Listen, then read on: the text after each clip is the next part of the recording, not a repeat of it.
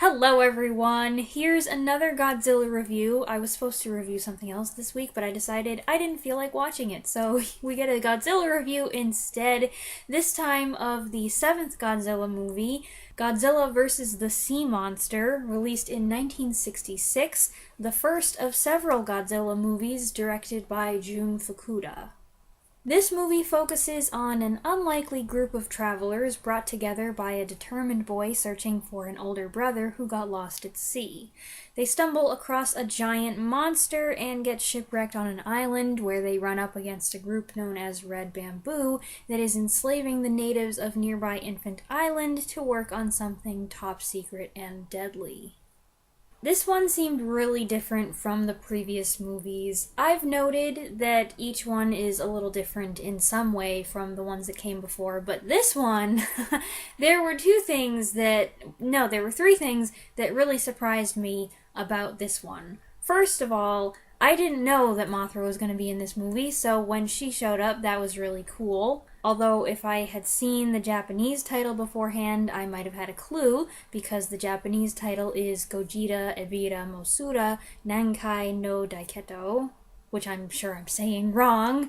The second thing that surprised me is how great the film quality is.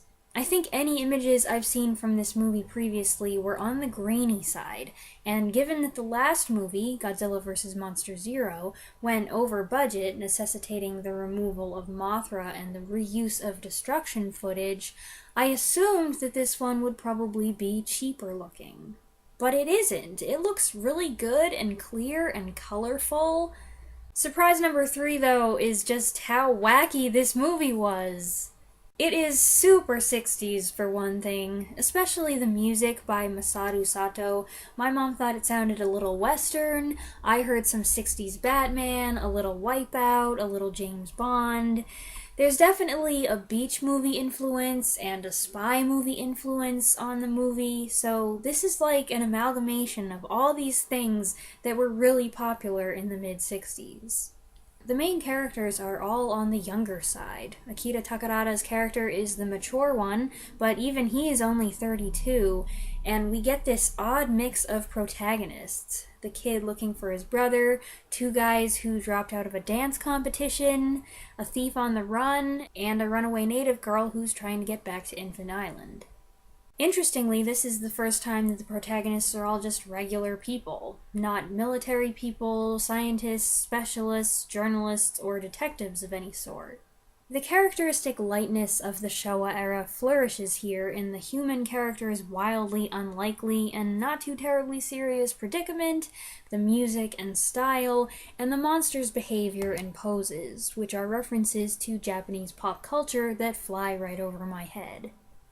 We've definitely entered what is generally considered the goofier phase of Godzilla movies, and I wasn't sure how I'd feel about that as I was approaching it, but, I'm enjoying it, and I thought this one did a good job at being funny, and I don't mean funny as in the effects are so cheesy, let's laugh at them, or the monsters are so absurd and it makes you laugh like that. No, I mean genuinely funny stuff. Visual gags and jokes that worked, like the not-so-slick getaways and the bad guys rushing around, shooting wildly at nothing. I especially liked the part when the safecracker goes to all this trouble to unlock a heavy metal door, and the group rushes through looking for a hiding place or a way out, and then they immediately rush out again like, nope, don't go in there, too dangerous. The cast features a couple familiar faces. Akira Takarada stars again for the 4th time, I believe, playing the one responsible adult in the group who every now and then looks like he's gonna kill someone for mucking up his plans. And we also have Akihiko Hirata again, wearing an eye patch again. He does a little scenery chewing as a smirking bad guy, and I think if he had a mustachio, he'd twirl it, but I felt he was a little underplayed here. I mean, considering how over the top the rest of the movie is. I wonder if at any point these 2 guys took a break and reminisced about working together on the first Godzilla and were like, man, I can't believe we're still doing these movies. It's been 12 years. Mothra's tiny singing priestess twins, the Shobijin, are here, but there's a casting change. Emi and Yumi Ito, the Peanuts, have been replaced by pair Bambi, Yuko and Yoko Okada. This marks their only appearance in this role. As for the monsters, the sea monster of the title is called Ebirah, which is derived from the Japanese word for shrimp.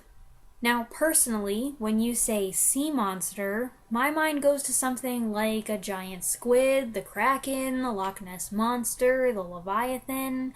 Not exactly shrimp or a lobster, which is what I thought it looked like, or really any kind of crustacean. But I guess anything that's as big as a house is scary, so it works. Is he a worthy opponent for Godzilla? Tough to say. A lot of their big confrontation is just them playing volleyball with a rock, so... The role Godzilla plays in this movie, as one of you informed me before I watched it, thank you very much, was originally intended for King Kong, and there are definitely remnants of that in the final movie. Godzilla gets power from lightning strikes like King Kong did. Not that that's a King Kong thing, but remember, in King Kong vs. Godzilla, it happened because King Kong in that movie was originally supposed to be Frankenstein's monster. Like Kong would, Godzilla also takes an interest in the girl, which is extra weird to me because he never pays attention to humans. He stares at her in a super creepy way, lets out a few passive-aggressive growls, and then sits down and takes a nap.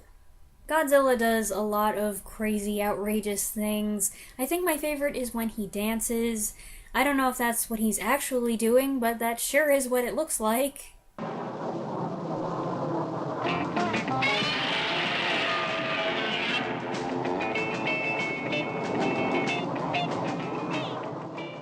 Considering that this one's not very highly rated on IMDb and it's not ranked highly on most Godzilla lists, I must be in the minority because I enjoyed it quite a lot and I was not expecting that.